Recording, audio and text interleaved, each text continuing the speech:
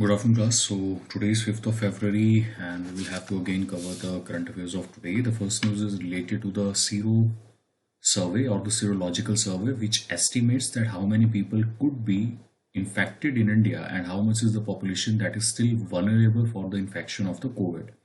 Now, the serological survey have found that 1 in every 5 Indian is exposed to novel coronavirus. So there is a huge chunk of people who are still out of it, and we can easily estimate that for herd immunity to be developed, there is still a prevalence of 27 crore people who are still vulnerable out in the open. So therefore, the need of the vaccine is high, and it is has been urged to the people of India that they should get themselves vaccinated if they want long-term protection for the individual, community, or even at the economic, or even at the social level.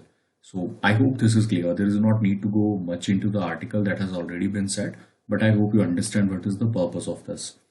The next one is the for effluent EPF is not nest egg but goose that lays golden egg. So that is a statement that has been issued against the rich of the country. First of all, you need to have to understand the premise. What is the premise of it? Now, there was an announcement in the budget in which Nirmala Sitharaman have said that all those persons who are depositing beyond 2.5 lakh rupees in the PPF account, in the EPF account, that is employee provident fund, will be taxed if they are depositing 2.5 lakh rupees more in a particular financial year. Understand the statement. The things are very confusing here because the provision that the finance secretary have included are very confusing in nature. So please bear with me for 2 minutes. It will be easier for you that way. Let's say you are a person who are contributing, let's say 7.8 lakh in the EPF account. Now the government says the only limit that we have put is 2.5 lakh. If you deposit anything beyond 2.5 lakh, you will be taxed. But the government said the tax will be taken on the interest that you will be earning, and that will be prevalent to the tax bracket you are coming in. Now that is a confusing part. So taking the example of 7.8 lakh, on 7.8 lakh, if you have deposited whatever the amount of money you have provided into the EPF fund account beyond 2.5 lakh, because if you are earning or putting 7.8 lakh rupees into PPF fund, you will be coming into the third slab of the tax income. So from 2.5 lakh to 5 lakh, it is 5%. From 5 lakh to 10%, it is it is 10%. From 5 lakh to 7.5 lakh, it is 15%. And from 7.5 lakh to 10 lakh, it is 20%. So the person is coming in the bracket of 20% tax. Now remember, they are saying that that person would be earning interest on 7.5 lakh at the rate of 8%. So 7.5% multiplied by 8, 7 8 the 56, approximately 56,000 rupees is what you will be getting. But the government says that whatever the interest you are getting in that particular account, 56,000, will be taxed in the same value in which you are already paying the taxes. So if you are paying the taxes, let's say 20% in this particular case, then on 56,000, 20% extra tax had to be paid. So 56, 20, there are approximately 10,000 tax you also had to pay beyond the taxes you already had paid. Okay, I hope this is clear now. If you do not understand, please back the lecture, listen to it one more time. This is a very critical thing that you have to understand, and that is what it has been said about the rich people. Now let us talk about some accounts that are in the EPF account. What was the purpose of having EPF account? The purpose was basically to provide a money saving medium or agency to the poor people. Now any agency that is, any person who is receiving beyond 15,000 rupees and have 20 or more employees, he had to make contribution to the EPF account through the percentage of 12% of basic payment and the DRS allowance. So basically you remember that whatever is the total payment, 12% of it will be provided by the employee and 12% of it will be provided by the employer. Now please understand, government last year have introduced that there will be 11 11% and 11% of the total money they will be provided into the EPF account of all the people who are there. These were the incentives and things that the government have taken last year, but this year they have said that the 12% will be provided by all those people who are beyond earning 15,000 rupees or more, and when there is a company who have 20 employees or more. So it is mandatory for these companies that 12% of the total income from the employer and 12% of total income from the employee will be paid in that particular account, so that it could be used in the future for the benefit of that particular people. Okay, so I hope this is clear. The interest is clear, I think.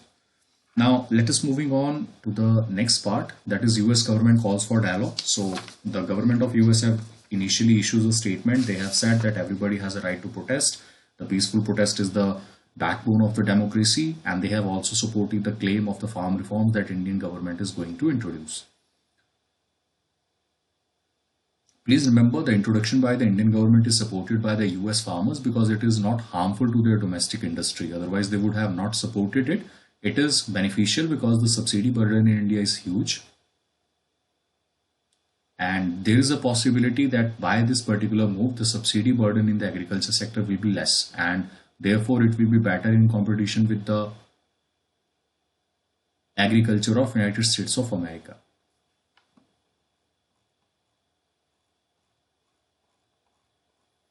Further moving on, the center is ready to introduce bill defining Delhi government and LG powers.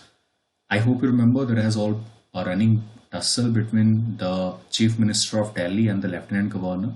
And understand one thing: the National Capital Territory of Delhi is regulated by the National Capital Territory Act 1991, which defines the provisions under which the CM and the Lieutenant Governor should work.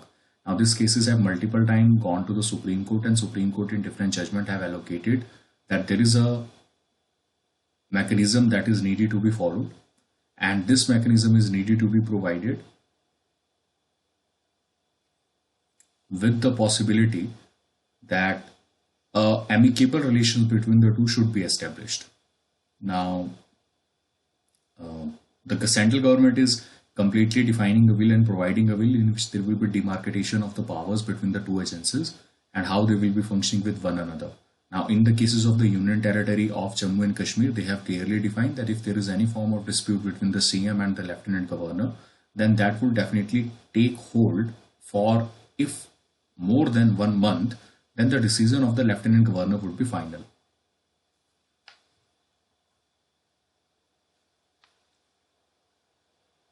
The next news is related to the Switch Delhi campaign, and it is for the promotion of the electric vehicle policy and how the vehicle adoption should be there. Now, Mr. Kejriwal is focusing on 3 things. He says that we will inform the people, we will motivate the people, and we will ask them to switch the vehicles from the earlier used old vehicles, which will increase the efficiency, the environmental impact will decrease, and also the safety of the passengers will also increase. Now, this is what they are encouraging.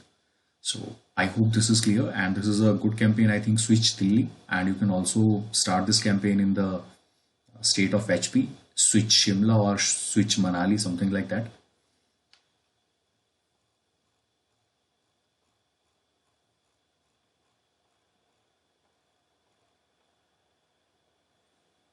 The next news is related to missing the Gandhian imprint. Now, please understand, this article is written from the objectivity of how Gandhi would have reacted if there has been a protest by the farmers against the government of India, or whether it is all possible that you can replicate Gandhian ideologies into the protest that you are currently supporting or not supporting. What Gandhi would have felt today. So this article is written under this premise that what Gandhi would have felt. Now, first of all, he said that there is a gifted journalist called as Ved Mehta. He passed away last month, and he has said that if we talk about Gandhi, the imbibation of Gandhi, that is the copying of Mr. Gandhi, is almost impossible to do in real life, because the ethical issues that are currently concerning with everything cannot be replicated by any other individual. This was the ethical supremacy that Mr. Gandhi had achieved over the years. Now, he quoted this particular incident after the non-cooperation movement that was taken back by Mr. Gandhi after a single incidence of violence that has happened in the country at Chauri Chora, in which approximately 22 policemen were burned alive in the police station. So he have taken the whole mass movement back, and he have said that I will not support violence in any form, any kind, or any you can say spread or nature. Now, at that particular time, Mr. Jawaharlal Nehru have said that does violence of such a small kind is justified enough to basically take a movement so long or so big in the country of approximately 13 million people at that particular time.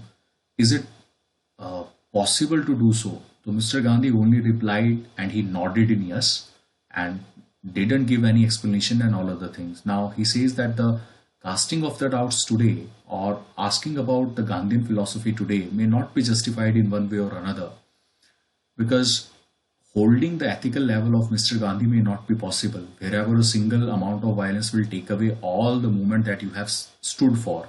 So we have seen the violence at Red Fort, and we do not expect the farmers to take away the whole movement, because we personally hope that this is not the farmers are aspiring to do. They are sitting on the dharnas, and so many name calling has been happening on either side.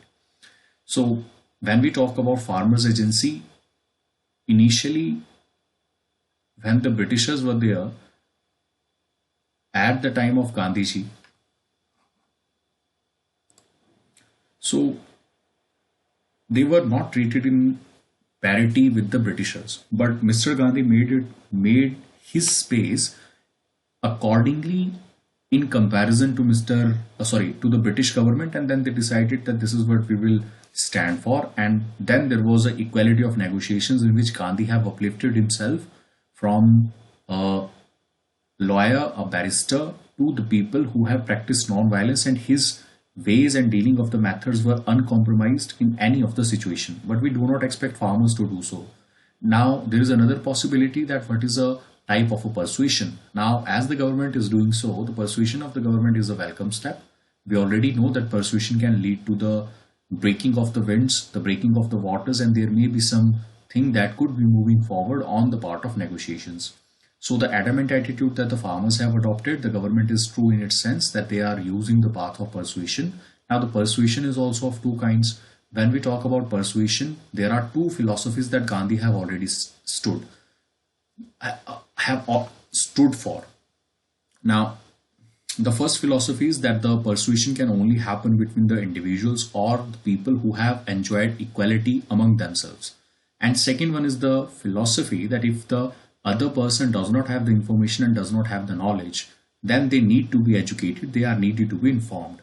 The another thing, that is the choices of the mediator that is appointed by the Supreme Court of India. The mediator should be appointed such a person who have possibility of resolution, or who have acceptability on either side, that his voice or his opinion will be heard in the opinion of that particular individual, and they will be able to basically understand the whole issue and also provide a resolution that will be acceptable to the either of the parties. Now when we talk about the farmer law, the government is saying that the farmers are ill-informed, they are seeing the farmers as a simpleton, they will not be able to understand the complex problems that are in front of them, and therefore it provides a type of a friction between the two parties, because the government is seeing them as uninformed, uneducated and ill-informed persons. However, farmers, from the simplistic understanding, they simply understand that this is the MSP, this is what they are getting. They do not believe in the market reform, whether the market will provide them good prices or not in the long run, in the short run. They do not understand the macroeconomic variables. So the objectivity of Mr. Gandhi was, he have said in Chauri Chaura that the farmers, or the at that particular time, not the farmers, but the people of India need to learn about what is non-violence, what is self-belief, what is self-truth. So truth and non-violence were the two major pillars of Gandhian philosophy. And if we include another pillar, truth can only be gained through education. So truth can only be understood through education. So that is the one philosophy that the farmers should adopt. The government should also adopt. Okay? Then there is tradition to the political use. So there are different kind of doubts that are being casted upon. The tradition says this, the culture says this. We have a culture that is basically perpetuated by Mr. Gandhi, who have talked about the dissent. There may be disagreement about anything. The people should be allowed to dissent with the government. They should be allowed to disagree with one another without committing to any form of violence. So these are all things that are currently happening, and they should not be used as a political tool by the political parties. This is what he is suggesting, and Gandhi would have very well have liked that the politicization of all the events should not happen. Okay. So last पढ़ लीजिएगा conclusion. Urban middle class does not know the suffering. The farmers does not know the suffering. This is a psychological war that is currently running between the two, and it is ready to be curtailed down in a common mutually agreeable solution. Okay. So this is what Gandhiji would have also wanted. The next one is the year on mind the gaps in the pandemic response. So this is only a type of a, you can say, mirror that is shown to the government. So in the initial phases, that they say, this is a very small article written over full page, not much is contained in that. Understand this is divided into 4 parts. This is India versus the world, the lockdown and the after, the state level ownership and the civil society role, and the divide that is widened. So in the India versus the world, he compares the situation outside of India and inside India. Our mortality rate is low, that is 1.4%. Our impact on the life is also low. And also the political response was very heavy in the initial years. Then there is a lockdown and the after. When lockdown was imposed, what was the reasoning behind the lockdown? Whether it was for the preparedness, whether it was for isolation and containment, or whether it was for containing all the people or closing all the border, as government or the economy of the government was declining. So government have found a justification that this is why our economy have declined. The justification has not been provided, but the sudden lockdown have provided unemployment to a lot of people who were pushed out of jobs. They start walking home, and therefore the rural economy demand for MG Narega have risen up. Now, there are another issues that are the state level ownership. We very well know from the particular fact that the integration of the health sector or the response of the health sector is critical, and it will only be effective if the state governments are on board. If the state governments does not find themselves on board with the current central government, the effectiveness of any of the health sector initiative that the central government is implementing may not be realized in the same capacity and same order that the central government would have hoped. So I hope this is clear. Then next one is the civil society role. So how cooperative are the civil society? We have already seen the 2 biggest example in which the civil society role was huge. One is Swachh Bharat Mission and second one is the Beti Bachao and Beti Padhao. Please understand, both these programs that are started by Indian government, the corporation from the civil society is higher, therefore these programs are successful.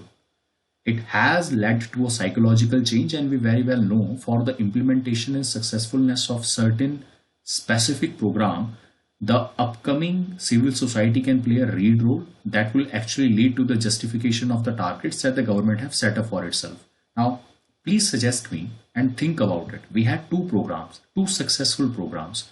Beti Bachao, Beti Padhao, and the second one is Swachh Bharat. They are successful.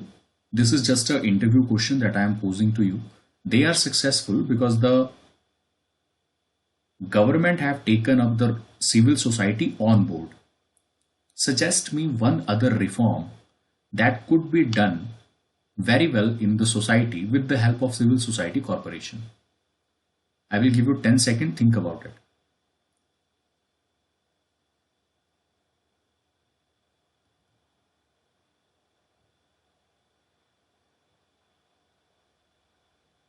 Now, let me give you only the outline because there are different things that could be done. For example, in education sector, there are a lot of people who are still out of school.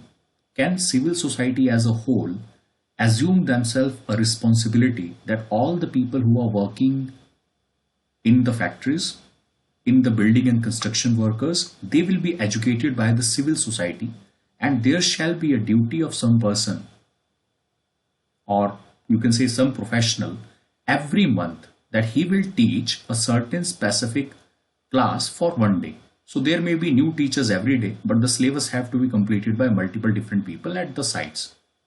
The second issue could be with respect to the untouchability that is still prevalent in the society.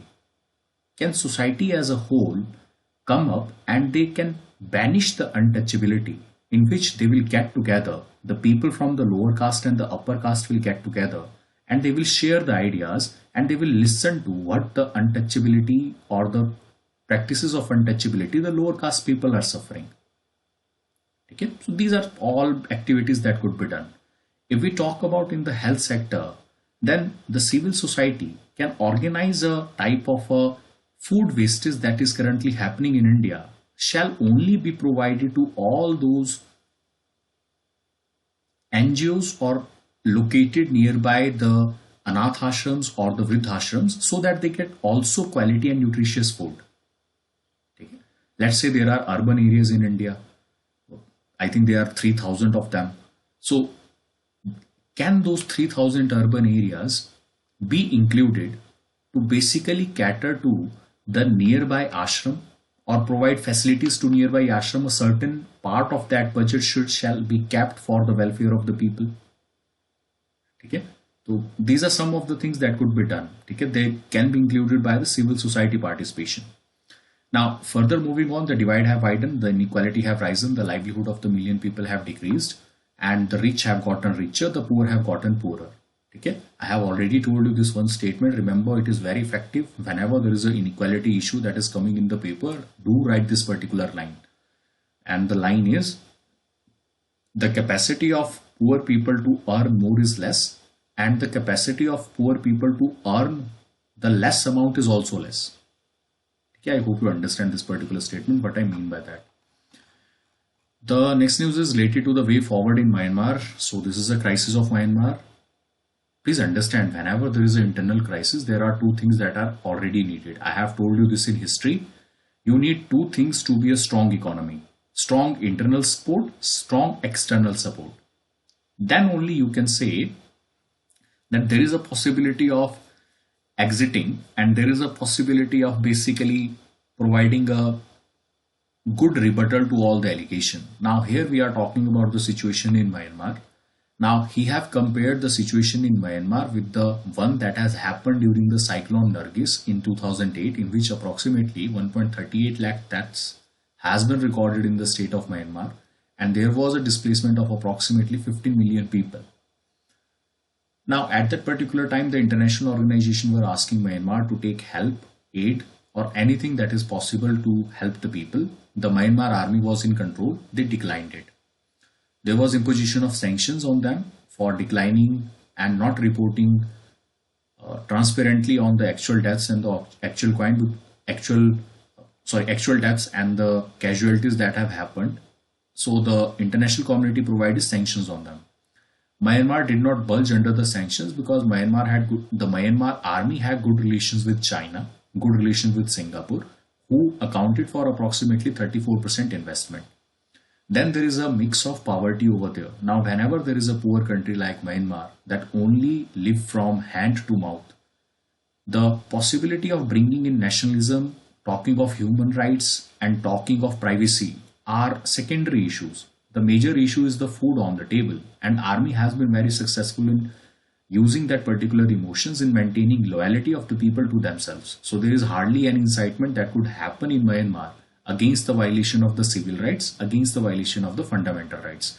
And this is also in consonance with Mr. Vivekananda's teaching. If you remember, Vivekananda used to say that teaching religion to a hungry man is itself a crime against the religion. You can see the vision of that man. You cannot teach a hungry man a religion. You cannot teach hungry man the religion. What is a religion? For that poor man, the food is the religion. The food is the God. Okay? This is what you should perceive from these teachings. These teachings are very one-liners, and it seems very hunky-dory to actually use them on some places where you have to just get your point across. But you should also imbibe them. You should also talk about them. You should also feel them. The visionary what Mr. Swami Vivekananda was. He was a modernist and a visionary. Now a lot of people say that he was a monk. Okay, there is a question that is usually asked in the interview to certain candidates, that if you are a follower of Vivekananda, why have you not practiced celibacy, and why you are not in the service of the mankind as Mr. Vivekananda was? Because he died at the age of 39, and I think probably you all will be somewhere in 25 and 29. He accepted monkhood at the age of 19. So what you are doing? So then you have to give the reasoning that is equivalent to the answer that you have given. So you should say that Vivekananda was in favor of two kind of knowledge. The one is secular knowledge for economic, and the religious knowledge for the internal stability. Okay, so this is how the counter answers to the question should happen in interview, because then the people will know that you have read Vivekananda. But if you only provide a certain quote of it, by not understanding Vivekananda, they will just catch you. They will ask you counter question and then you will not be able to answer. Okay? So do not read half-hearted approach. Do not claim whatever you have not understood. If you read something, if you have understood something, be focused on that. They are only checking your understanding in the interviews and not the whole concept and knowledge that you have. Nobody is going to ask that where Vivekananda is born and what is his date of birth. Of course, if your interview is not lying around that particular date, they will definitely ask you. So if your interviews is lying on 12th of January and they ask you when is Vivekananda birth or when was Vivekananda born, then you should know about that, because your interview is happening on the same day and Vivekananda was born on same day. Okay? So these are some of the things that you should understand. And you should also know about the Math and the mission that are started.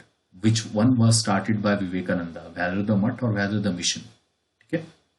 And what were the objective of all these things, the Vivekananda teaching, you should know about them. But this is just Vivekananda. If you followed Dayanand Anglo-Vedic, you should also know about Dayanand Anglo-Vedic, where the first college was celebrated. Where was the first college located?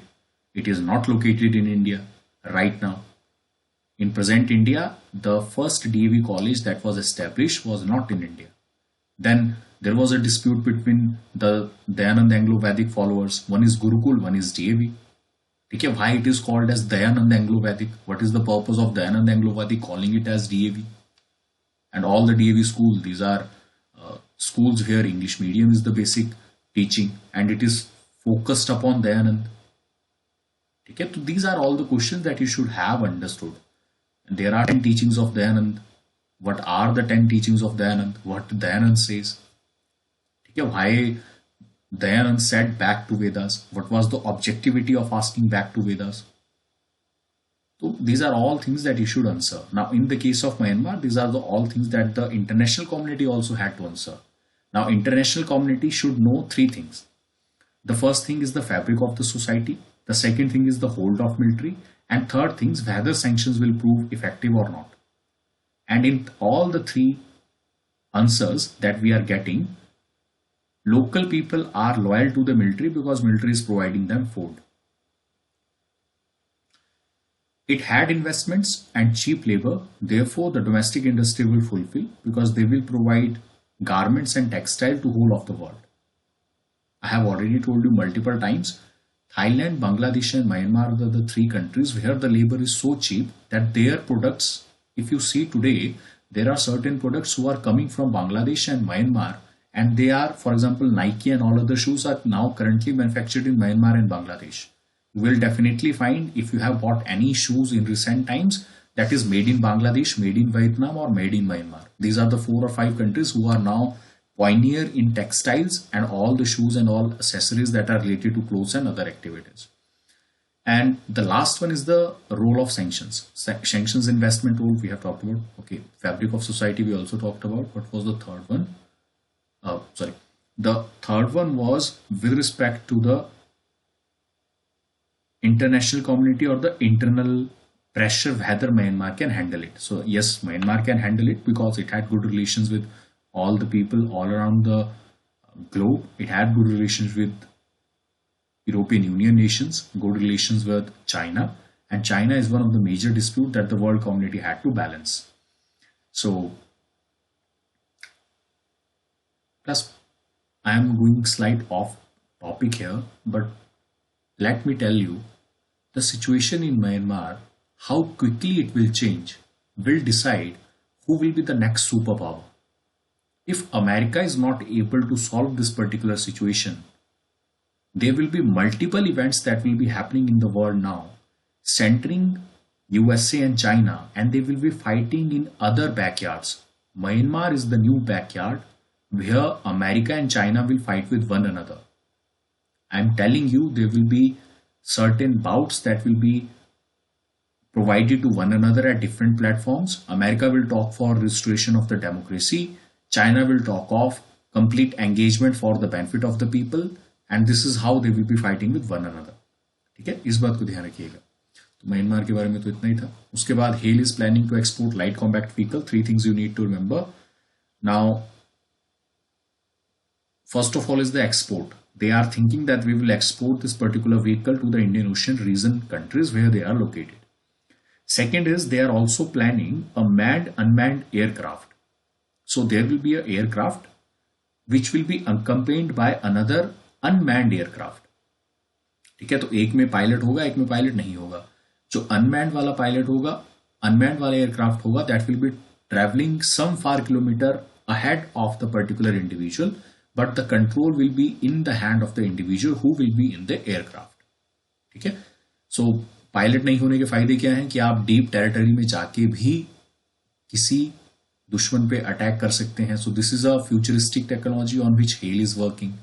Then there is with respect to the global common and the shared mutual share global commons and the mutual concerns sharing countries with which the India is also asking to expand its business in the strategic sectors, and one of that is the defense. Okay, so I hope this is clear. Okay, further moving on, the next one is related to India strikes cautious note on development in Myanmar. See the statement of Mr. Anurag Srivastava. How calculated statement he have given. The first statement is with respect to the decision of Colombo, in which India and Japan has been struck off the deal from the Eastern Container Terminal. And when he was asked by that, he said that this was a mutually beneficial proposition. It was mutually beneficial for both the countries. And it is highly regrettable that a unilateral decision has been taken by Sri Lanka without consulting the aggrieved parties.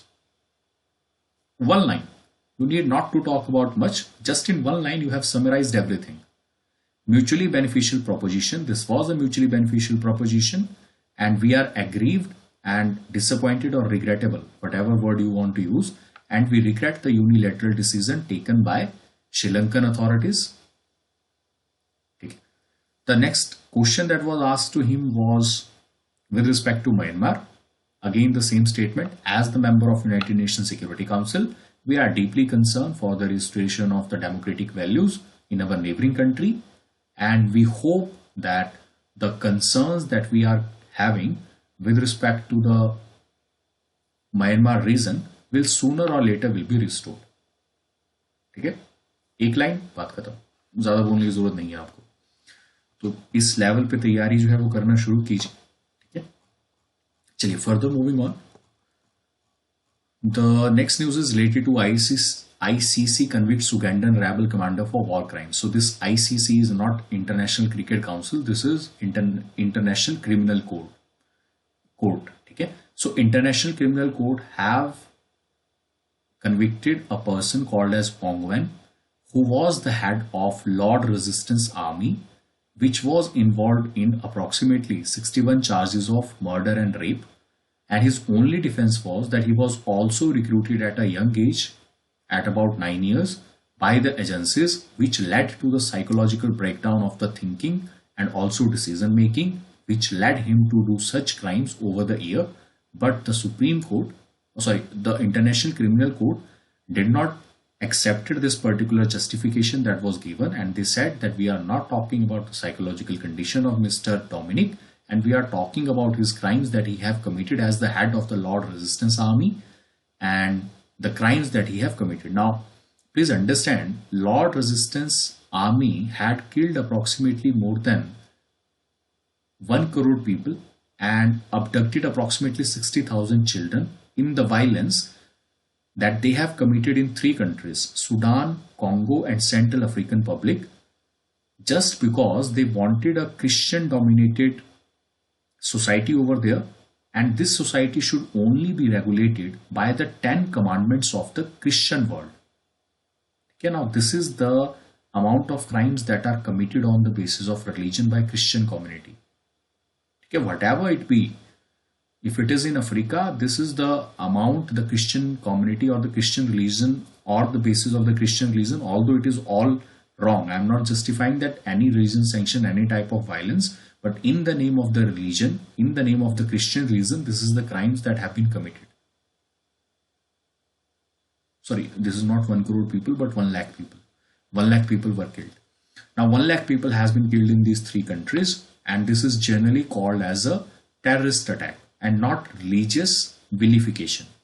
And when we talk about India, if there are certain abductions or certain lynching of any kind, it is called or it is created as an international agenda at the world platform that Hindus are intolerant. You can see the hypocrisy of the world organizations. But I am sure as long as Modi will be there, the foundation of the Bharat are strong. Although I am not against any religion, please understand there are skirmishes everywhere that are happening. There are disputes between the religious communities, but you do not see such large dispute that is currently happening anywhere in the world. Now you may degrade them as countries who are not well qualified, but so is Indian country. We are still a developing country where not much of the people are literate. There could have been a possibility that the same amount of violence could have been committed in India. If we talk about Myanmar, the army have committed approximately the displacement of 1 lakh Rohingyas from their own country. Tell me where in India you find displacement of 1 lakh people from one place to another. We are even rehabilitating all the people who had before decades being pushed out of their home territories. We are providing 5 lakh rupees to them every year. This is what the Indian government is doing. And then the other people turn around to us and they tell us on secularism, tolerance and all other things. So you should see things in totality. I'm just saying that. Do not buy the propaganda that is pushed by the agencies. Just see the whole picture.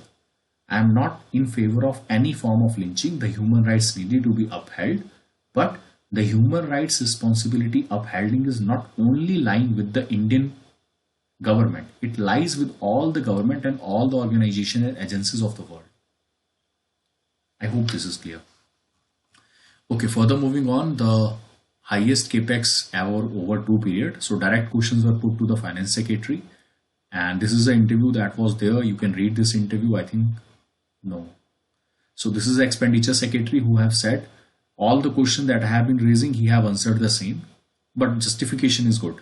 So what is the first justification he has given? He have given that the budget estimate and the revised estimate. So he have said that you compare the budget estimate with budget estimate. Already there is a 35 lakh crore expansion and we are going to see 34 crore expansion this year. That is, the budget in totality is expansionary. And this expansionary budget will help in the revival of the economy from the last year and this year also. But the counter argument is also that I hope you remember the 1% of the GDP, that is 2 lakh crore of the Food Corporation of India, is included in this year budget. So you can practically argue that for last 3 years you withheld the payment of FCA and when suddenly you have included it, have shot up your budget. Okay, that is the first counter to his question.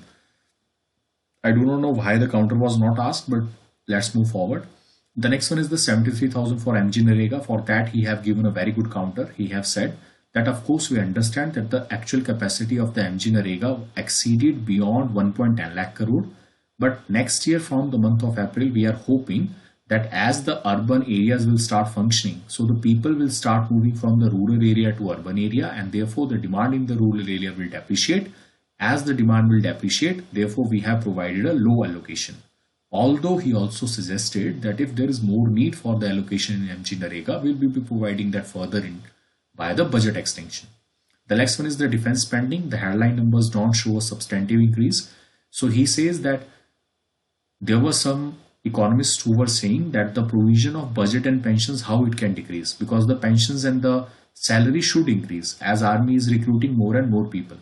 Understand one thing, he have given a justification that there are some cases that are pending in the court. Once the decision came, we have to shed away a lot of amount of money in the form of arrears. Now this year, most of the cases has been solved and therefore we do not have a burden on the arrears. That's why there is a decrease in the total money that is being provided.